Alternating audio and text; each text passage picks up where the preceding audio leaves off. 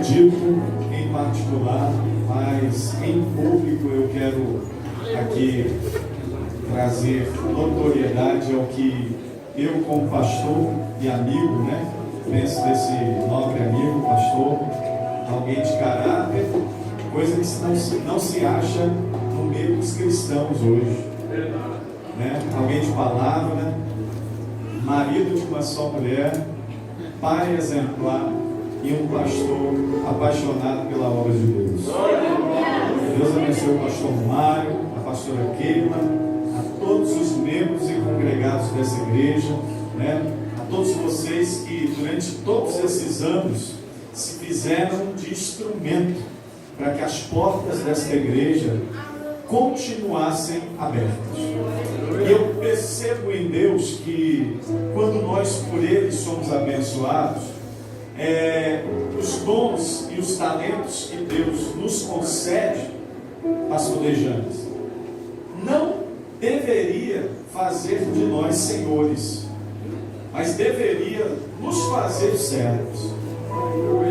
E hoje, diante de tudo que Deus tem feito na minha vida, na minha casa, na minha família, eu não vim aqui como senhor para mandar, para ser recebido com tapete vermelho, para ser recebido com aplauso, muito pelo contrário, eu vim aqui como servo.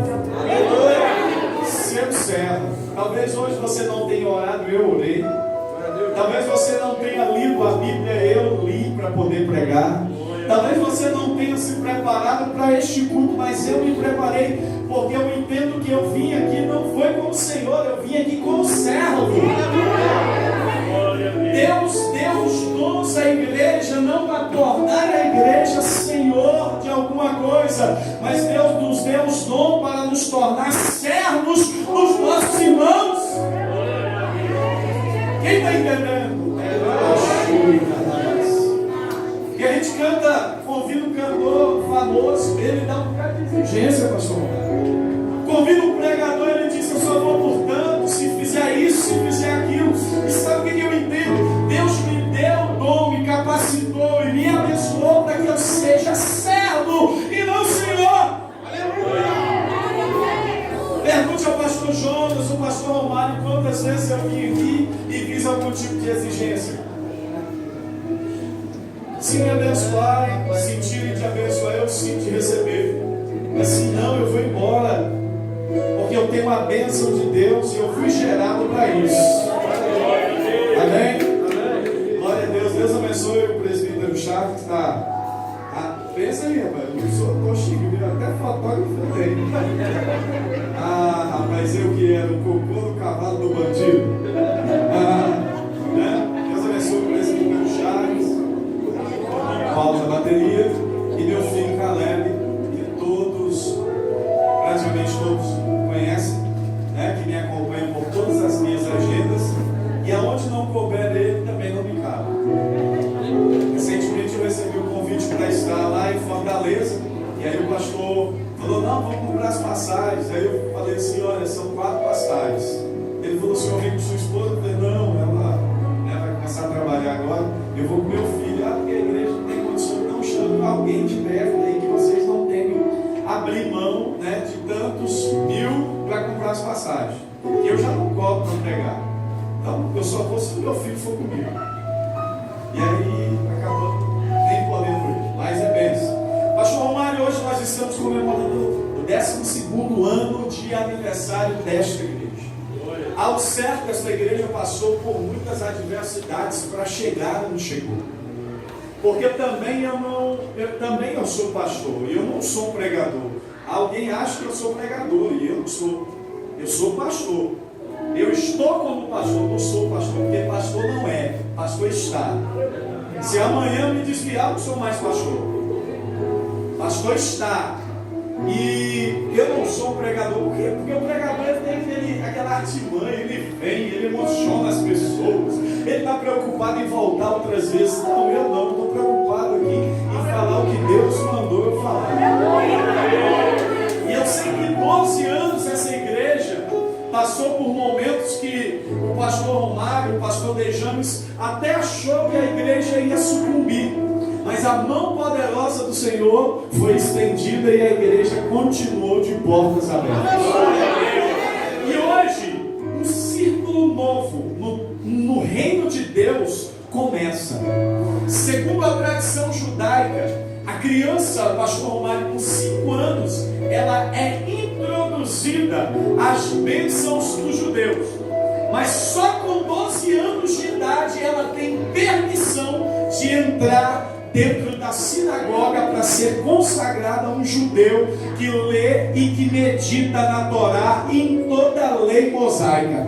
E hoje, essa igreja, a partir de hoje, essa igreja vai viver o que ela nunca viveu.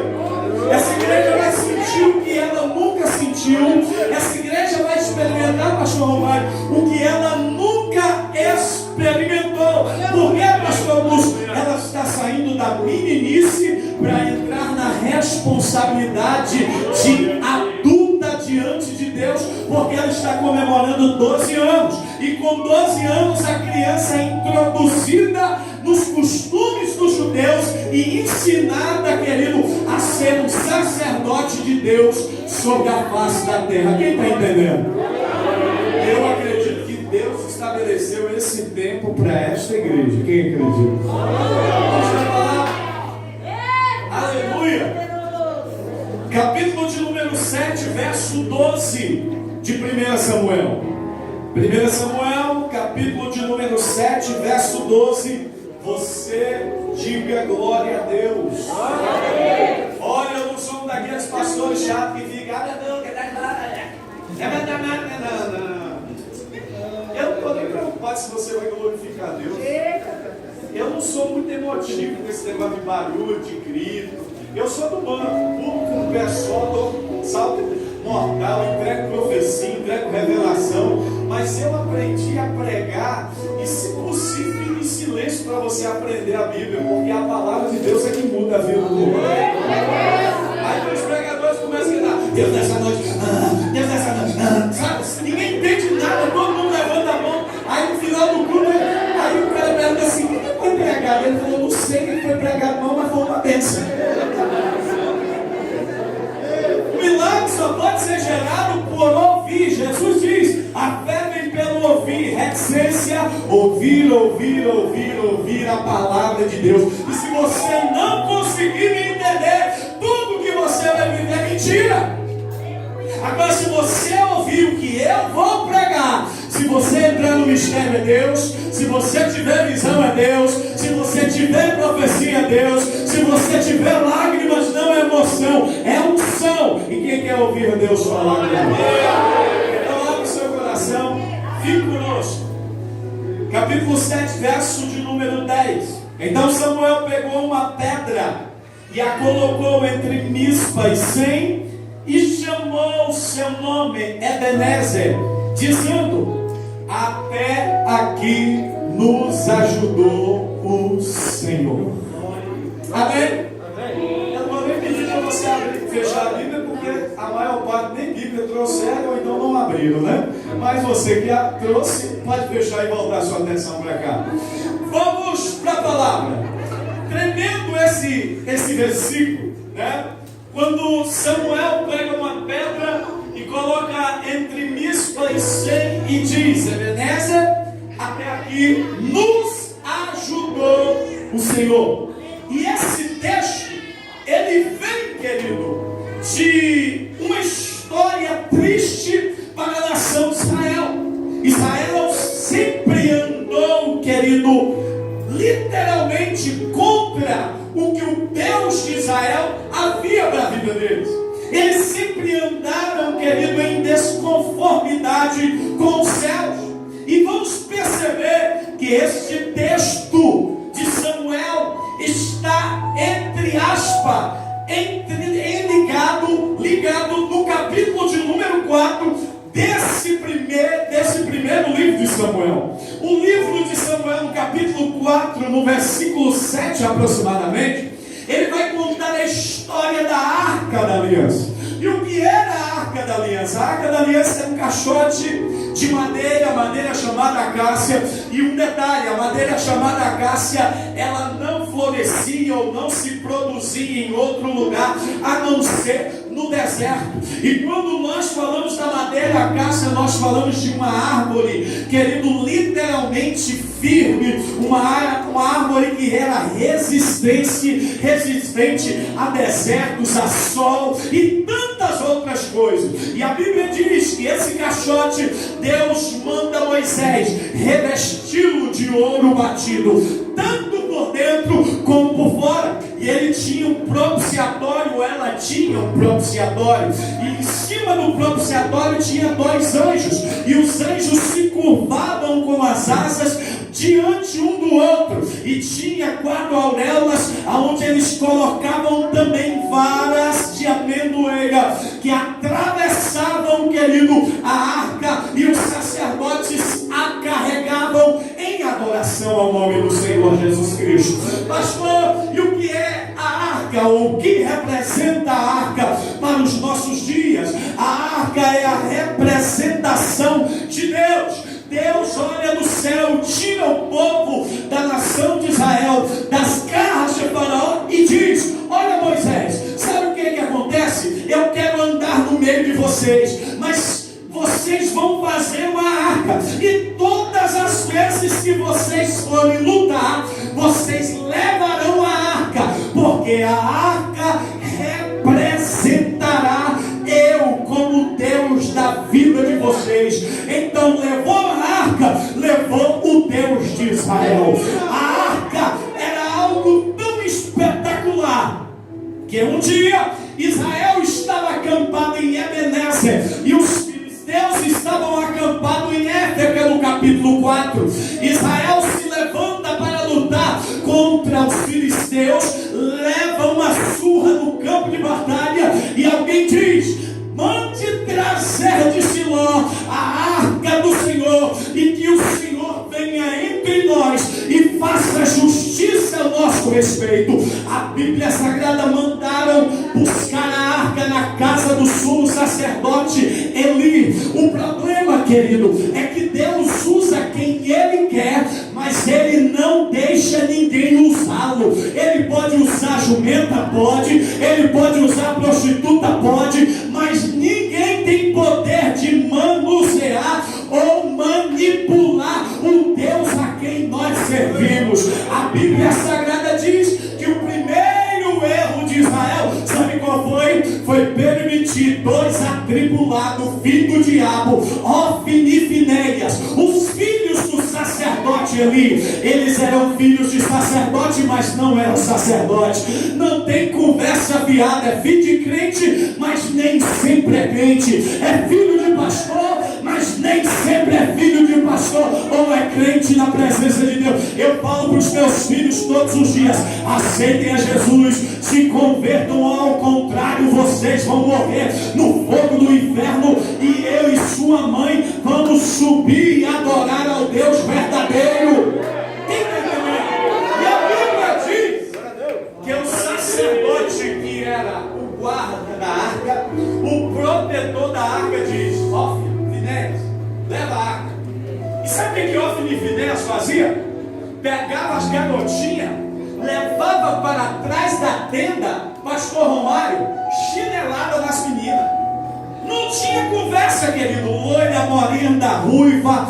Eles faziam isso, e o sacerdote ficava fingindo que não estava a enxergar. E escute uma coisa: tem muito pastor canalha, frouxo, fraco, que está fingindo que não está vendo o pecado. Mas nesta noite não tem pastor canalha, fraco e fingido nessa noite. Tem homem e mulher de Deus aqui, e se tiver pecado, ele será revelado, porque aqui tem que ter santidade.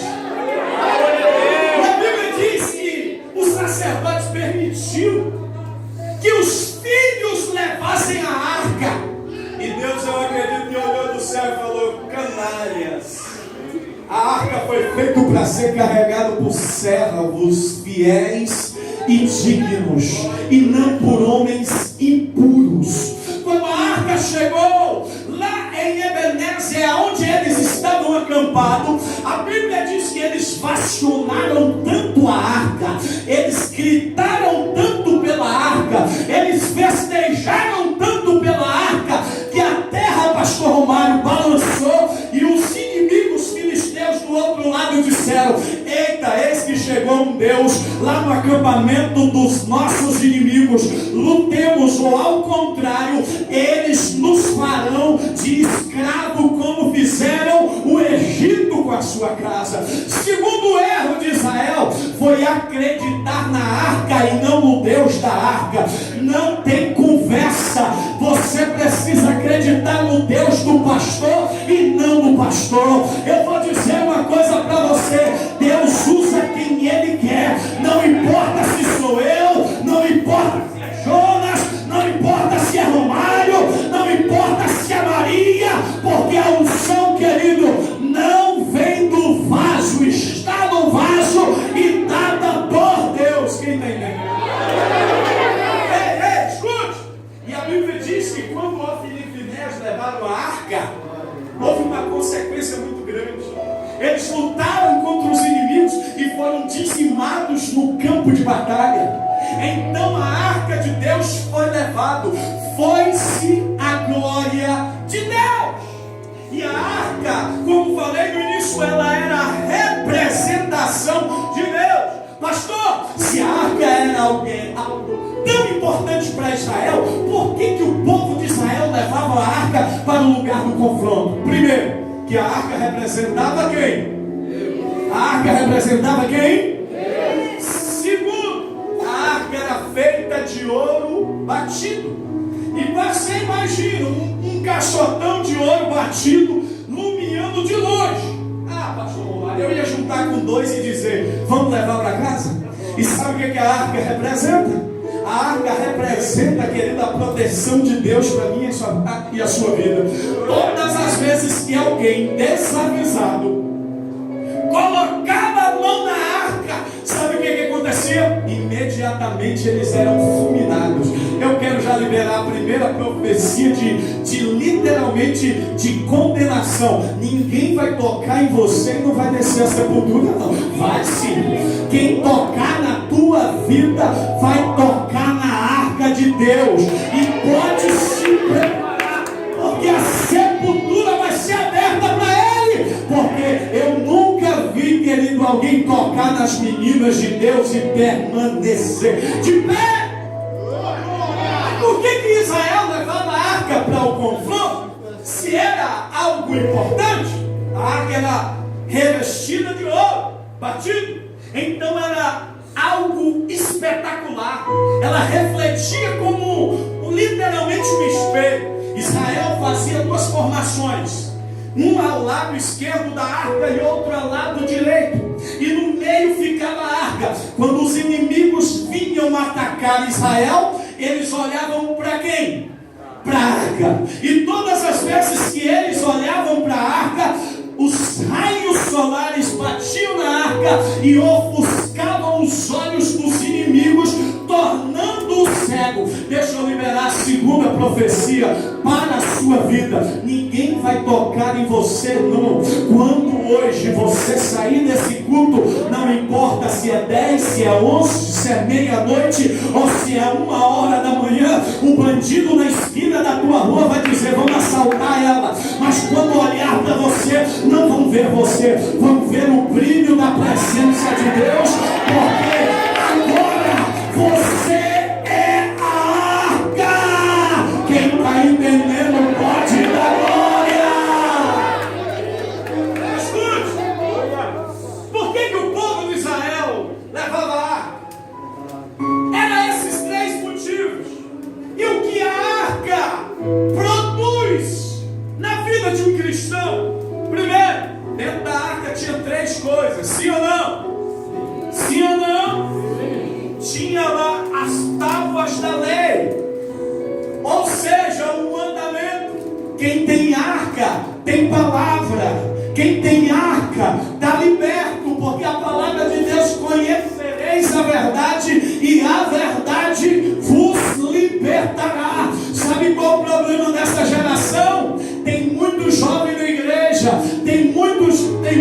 fumaça, muito jogo de luz, tem muita dança, tem muita música, mas não tem palavra, pastor Romário. Igreja sem palavra não subsiste, e o que liberta é a palavra.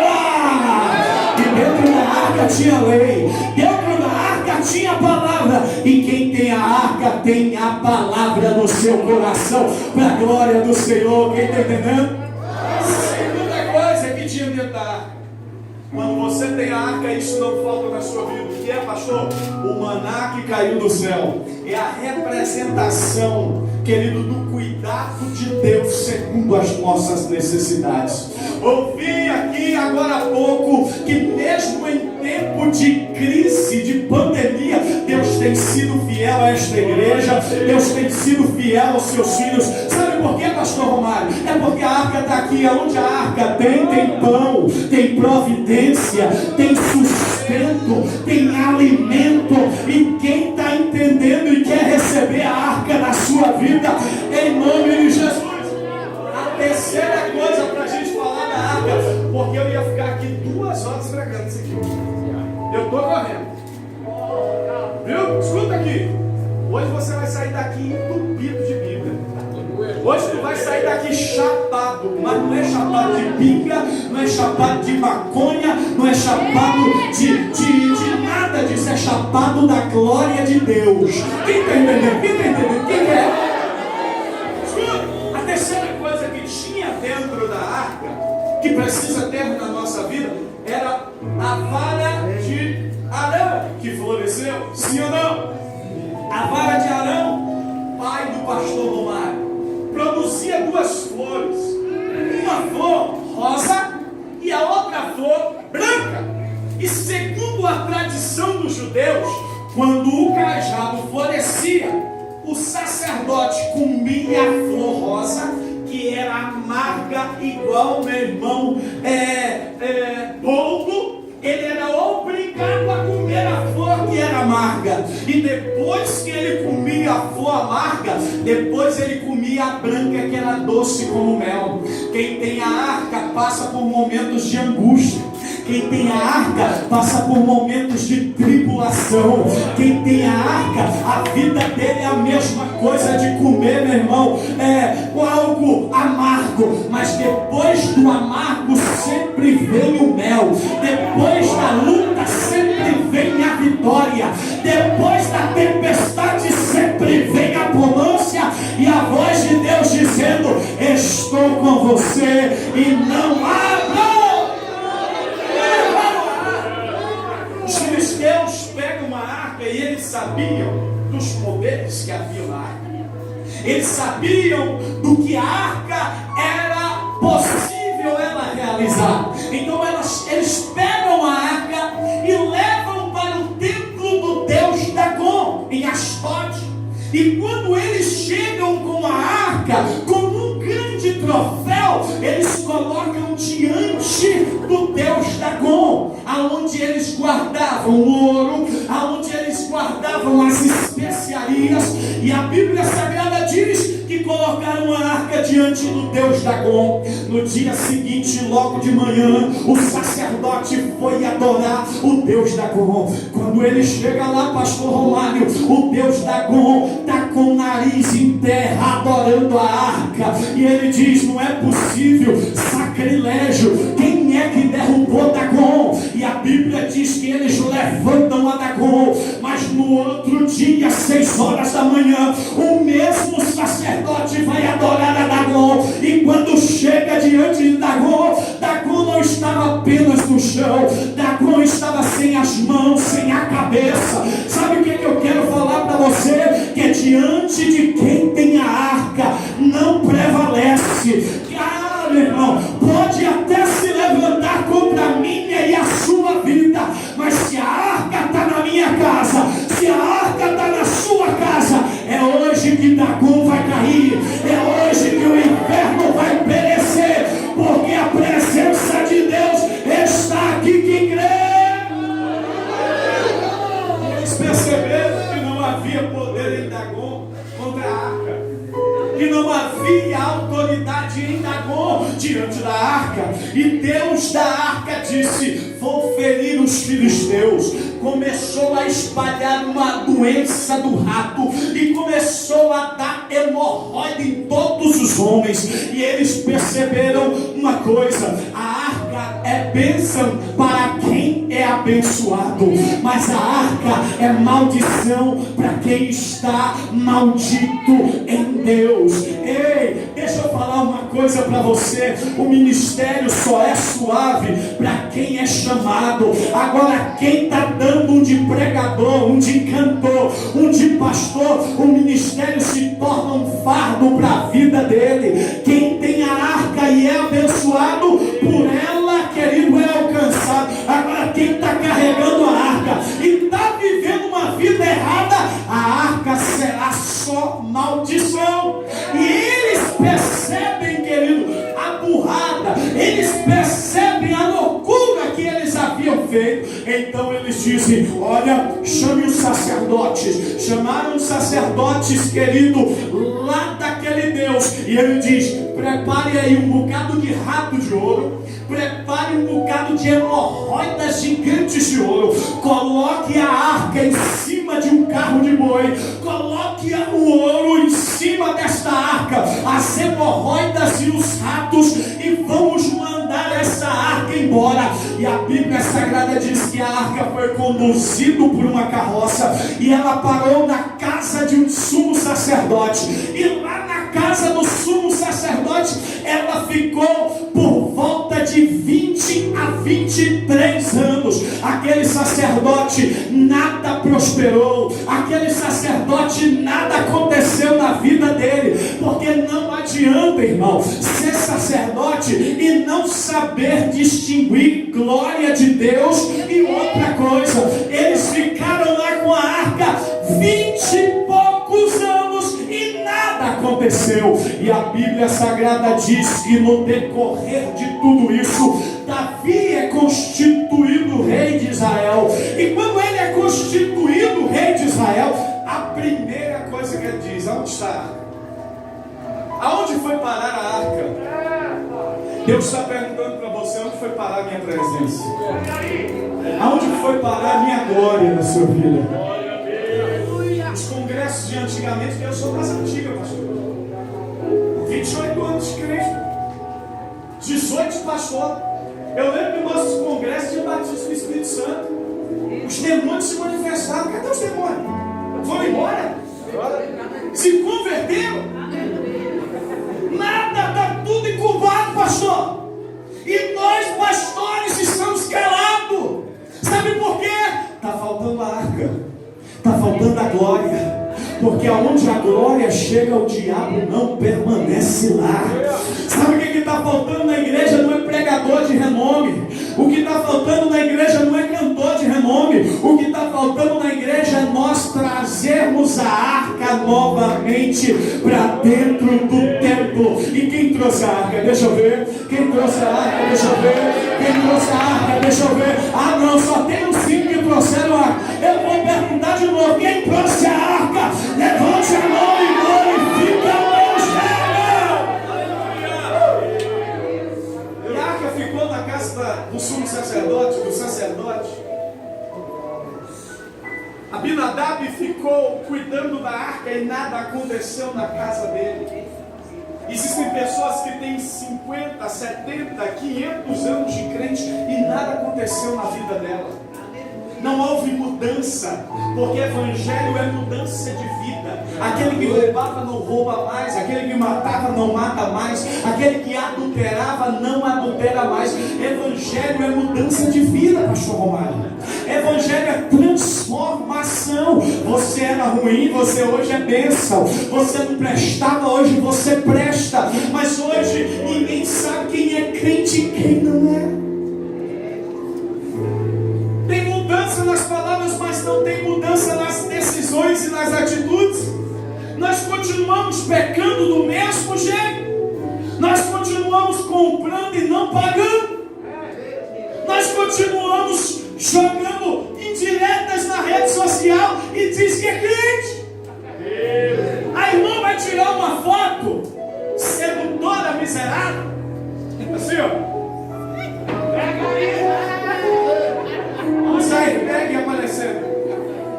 A miserável ainda coloca um versículo bíblico. Deus é o meu refúgio. Deus é a minha fortaleza. Ele é a esculhambação da sua vida. Só se for. Não tem mudança, pastor. Então não adianta ter arca dentro de casa. Não adianta ter levantado a mão e não ter mudança. Nós precisamos mudar. E Davi, quando soube que a arca estava na casa dos sacerdotes e ele se tornou rei, ele disse: vamos buscar a arca. Mas rei, a gente tem que organizar o palácio, a gente tem que levantar ministros, governantes, nós temos que levantar homens para a guarda. Ele falou: primeiro a arca, porque reino que tem arca tem tudo. Igreja que tem presença de Deus não lhe falta nada.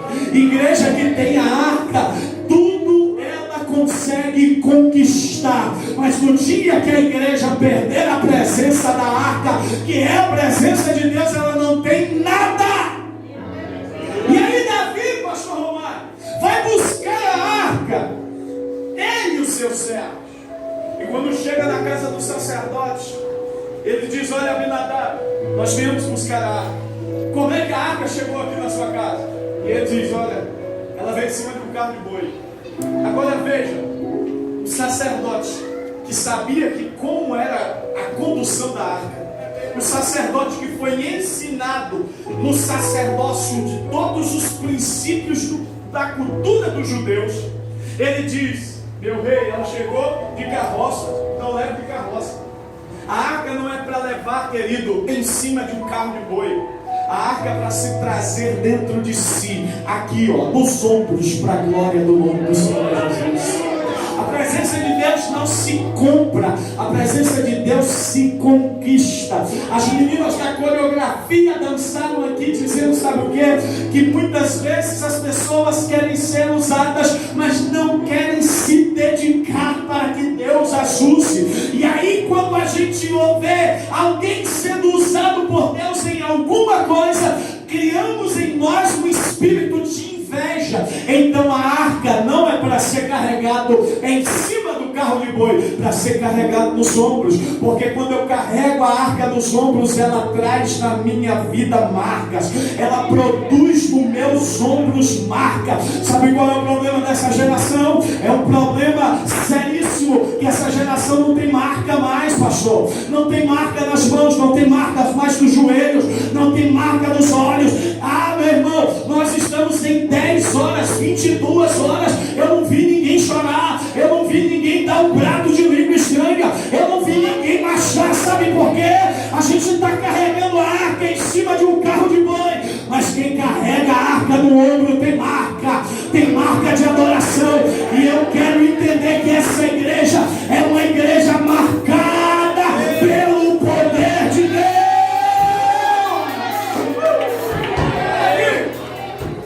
E aí Davi colocou a arca em cima do carro de boi, e ele estava tão avexado para levar a arca para casa, que ele não quis saber como levaria, só que a arca deveria ir. É essa hora que nós pecamos. A irmã está tão avexada para casar, que o primeiro avexado ela diz: cantas que tu me leva, tu és minha, eu sou teu.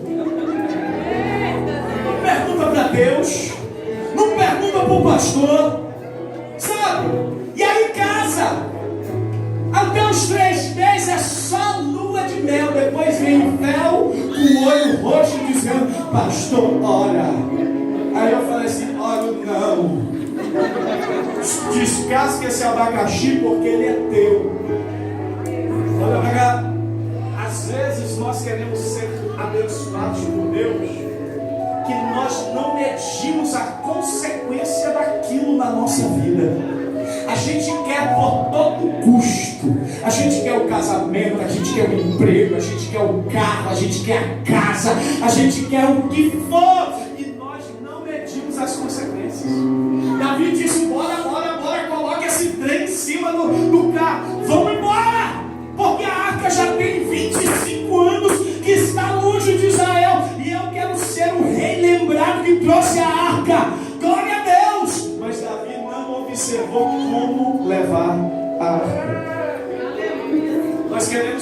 igreja seja grande, nós queremos que a nossa igreja seja grande, que ela cresça, mas nós não estamos preocupados com a qualidade do crescimento da igreja.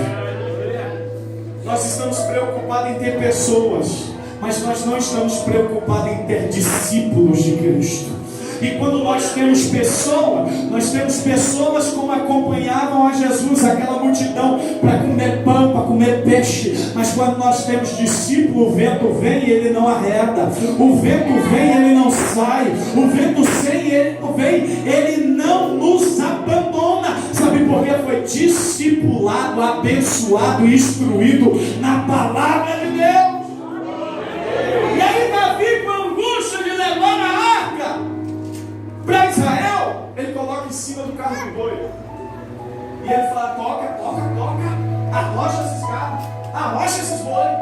E tuque, vai correndo, e vai correndo, e vai correndo, e vai correndo. Em um certo momento da nossa vida, Deus faz os bois tropeçar. Deus vai fazer muito crente parar. Aleluia. Deus vai fazer muito crente que acha que está fazendo certo e está errado parar.